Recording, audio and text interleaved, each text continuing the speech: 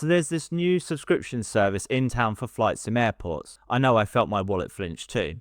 So this is SimAtlas. It's $10 a month and you get access to over 103 payware airports, which costs around, allegedly, $1,400 in total value. And I've seen it in the comments in the community. Subscriptions are bad. You'll never own anything. The same 12 words copy and pasted 14,000 times because they just cannot think of anything else witty to say. Nice. But before I grabbed my pitchfork, I thought I should at least give it a try. So here we are. I subscribed. I built a spreadsheet even. I did the maths. I spoke to the developers. And I have done some absolute wild on Google Sheets that Microsoft wished it could do. Let's go. So for those of you who don't know, what is SimAtlas? In short, it's basically a subscription service for Microsoft Flight Simulator payware scenery. And yes, you'll get the juicy subscription part later. But essentially, think of it like a Netflix. The pricing works out, although it's not showing on the screen right now, of $10.79, I believe, a month right now, or $14.39 if you miss the launch offer.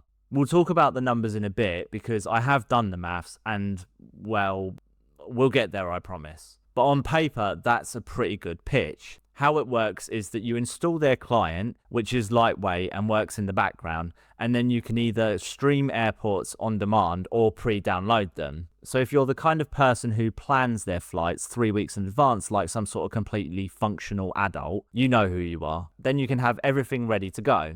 The client needs to be running in the background alongside your MSFS for the scenery to work, which, okay, fine, it's one more thing in my system tray. I've got like 40,000 things in the system tray anyway, so what's one more? The actual lead developer, the main dude behind this whole thing, isn't someone new either. Axel, the founder, actually developed VRAS, arguably one of the most popular add-ons in flight sim for real hardcore simmers. The point is, there's genuine credibility already there. Axel's been in the community, in the trenches for years now. He's built stuff that we already use, and that has to matter somewhat. Because let's be honest, when someone asks you to subscribe to something, you want to know that they're not just going to run away with your money in 6 months, right? And that's what SimAtlas is, a subscription model for £10-ish a month, lots of airports, runs via a client. The question is whether any of that is actually worth it. But before we get into the numbers, let's just address the elephant in the room. But James, it's a subscription. You don't own anything. Service dies, airports go poof. Yeah, that is true. That's how subscriptions work. And look, I'm not going to sit here and pretend that it isn't a risk. SimAtlas could just shut down in 2 years and you'd never have anything to show for it. Ownership doesn't automatically mean value. The risk with SimAtlas isn't losing the airports that you love, it's losing airports that you want to try out. And if you're only trying them, then did you actually lose anything?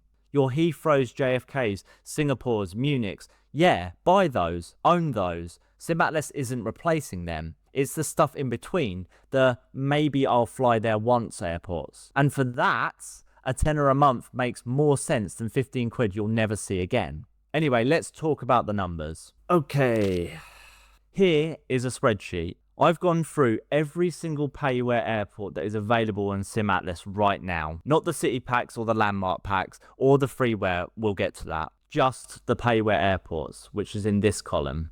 And what I've done is calculate their individual prices, worked out the routes available considering only the aircraft available in the sim right now, and primarily kept it to just airliners because that's what most of us fly anyway. And ta-da, this is the spreadsheet. Congrats, James, you now look like a complete and utter idiot on the internet. As I mentioned earlier, SimAtlas claims to give you $1,400 worth of content, but I've got £624. But before you jump into the comments section and completely and utterly explode, that is still 60 times what you're paying monthly, which is an absurd value ratio. In total, we have access to 52 airports, and at £10.79 a month, that works out at about 20p per airport, or 28p if you're late to the party. 28 pence. My wallet just unclinched slightly. Which is like, what, a third of a Freddo maybe? The privilege of maybe breathing in central London? Either way, it's nothing. And here's the breakdown maths, because I know that someone's going to ask. You would need to subscribe to this for 5 years before you've spent more than buying everything outright. But then we'll probably have some like shiny new unoptimized simulator in MSFS 2028 complaining about the same issues because Asobo are Asobo and make the same mistakes every single time. Or we'll still be sitting here waiting for the PMDG 747. Who knows really? But not all of the airports are created equal, obviously. So I categorized them into green, amber, and red. The green here shows the airports that give you the best possible value, typically under £1 per IRL route, which I found using Flight Radar 24. 21 airports in total have this category. Kunming has over 132 different routes, and it costs around 11p per route. Haiku here has 113 routes and costs 13p. Sanya Phoenix, Qingdao, I think that's how you say it, are all stacked with routes, all effectively costing you pocket change. 9 Chinese airports in total had a combined 590 real routes. I didn't even know you could fly 590 routes in China. I mean, obviously there are, it's a big country, but still. Amber in this column are decent value, but not amazing, usually around £1 to £3 per route. And then there are the red airports where the maths just doesn't math. There's this airport here which just has the one route and it costs £14.54. Horta's another airport where it's just got one route and that costs £13.38. You get the point. 7 airports in total have 0 airline routes. None. I mean, if you're the turboprop kind of simmer, then okay, there's probably an appeal there. But maybe they should lead with that, no? Now, does that mean that SimAtlas is bad value? No. Genuinely no. The average airport price actually costs £12 and 1p. So if you fly to one new SimAtlas airport per month, just one, you're already saving money compared to buying them individually.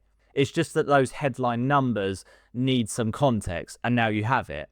So that's the reality check. Now let me tell you why I'm not completely dismissing it. And trust me, I was skeptical of this at first. The Globe interface itself is actually pretty nice to use. You just find an airport, click on it, and then activate. In fact, I just spent about 4 minutes just spinning this Globe. That's not even a joke either. I actually timed it. Mrs. Fuller walked past and just asked me what I was doing. I said research. It wasn't research.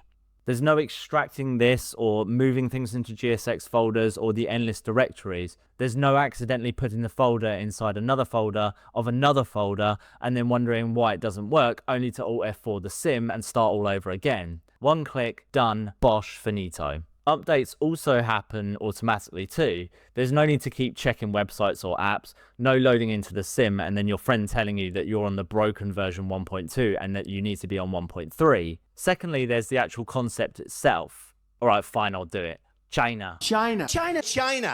9 airports, 590 combined routes. Kunming alone has 132 destinations. You could fly a different route every day for 4 months and not repeat yourself. Haiku, Sanya, Qingdao, nobody is recommending these in their top 10 lists. If only somebody had done an Asian scenery list. But they're here, they've got routes, and now you can just use them, enjoy them even. And the same goes for Malaysia as well. There's 11 airports in this region that you can now just fully explore. SimAtlas isn't the main course, it's a side dish. You wouldn't bin off your steak main course because someone's given you unlimited onion rings. But unlimited onion rings with a steak? Ugh. Okay, now I'm hungry. SimAtlas is there for discovery. Airports you wouldn't normally spend £15 on. And if you're new to flight sim, it's actually kind of a really helpful tool when you think about it. You get to see what payware sceneries look like without committing to the individual purchases. You can figure out, for example, if you even care about terminal interiors before you drop £20 on something. That is good. That is a good thing. That is the good of SimAtlas. But it's not the whole picture, obviously. For example, if you scroll over to the United States, you'll see that there are some dots here, but none of them are airports. There's literally nothing here for you. And I don't mean not much, I mean literally there is 0 airports here. Yes, you've got these SamScene 3D city packs and landmark packs, which are fine, but if you wanted to fly into an actual American airport with actual payware scenery, you're out of luck. And that's one of the largest aviation markets, in fact. I think around 23.8% of you watching my videos are from North America, and SimAtlas seems to just completely skip it. And the same goes for the UK, by the way, as well. All you have is Cardiff. And arguably the default is better anyways. And if you wanted to do any domestic ops, you can fly basically to Cardiff and from Cardiff. That is your network. And look, I completely get it. It's only just started. They've partnered with the developers that they've partnered up with. These are just the ones that said yes so far. But the result is that you've got some areas where it looks incredibly strong, such as like over here in China. Whereas if you go up to Russia or Canada or the United States, there's just nothing here. And the developers themselves need a mention. There's no Flightbeam or FlyTampa or AnyBuilds or Pyreek, the airports that I've been recommending in my other videos, which you should totally check out, by the way, because they're awesome. And yeah, none of them are here. And that matters because the value proposition only works if the content is stuff that you'd actually want. 1,000 airports you don't care about is worth less than 10 that you actually do. And if you strip back and really think about the actual usable library here, you're maybe looking at around 35 to 40 airports that offer genuine variety for airliner flying, which is still a lot for £10 a month, but it's not 52 and it's definitely not 103. And here's the part where it kind of gets a little bit squiffy. Some of those 103 add-ons aren't even payware at all. They are freeware. Airports that you can download for free on FlightSim.to right now for absolutely nothing. So I asked them directly, how does this work? Are the freeware developers getting any sort of cut from the subscription revenue?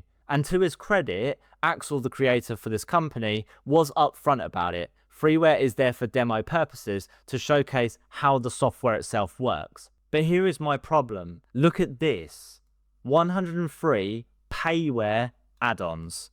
When you read that, you're not thinking, oh lovely, I bet some of these are available somewhere else for free. You're thinking, bloody hell, that is a lot of airports. And when freeware gets mixed into the library without any kind of a label, it creates an impression that the offering is bigger than it actually is. Is that intentional? I genuinely don't think so. And when I raised it with them, they actually listened. Axel himself has said that they'll make it much clearer that freeware doesn't require a subscription and is available to everyone. Which is exactly what should happen, right? Problem flagged, problem acknowledged, fix incoming. So credit where it's due. And when you think about it, the concept of including freeware isn't bad. It's actually kind of smart because FlightSim.to is, well, functional sometimes when it actually feels like cooperating, which is rarely. If SimAtlas becomes the place where freeware just works and it auto updates and it one-click installs and there's no extracting folders into more folders, that is genuinely useful. Even if you're not paying for the freeware itself, you're paying for the convenience of not wanting to end your own life every time that you install an airport. And honestly, that's the dream scenario, right? Freeware developers, people who have spent hundreds of hours building stuff for the community for absolutely nothing, finally getting paid for it. Not just a thank you and maybe a coffee donation if you are lucky. Maybe that's where SimAtlas is heading. I genuinely hope so. So is SimAtlas worth it? My spreadsheet says yes, but my ever-growing pile of subscriptions says, mate, not another one. For £10 a month, if you're an explorer who wants to fly somewhere new every week, yes. Actually, yes. It is worth it. If you fly to the same 5 airports and want Heathrow quality everywhere, this isn't for you, and that's fine. SimAtlas isn't replacing your main airport. It's like a discovery engine. That's how I've looked at it. The I wonder what flying into Kunming is like button. Like button? See what I did there?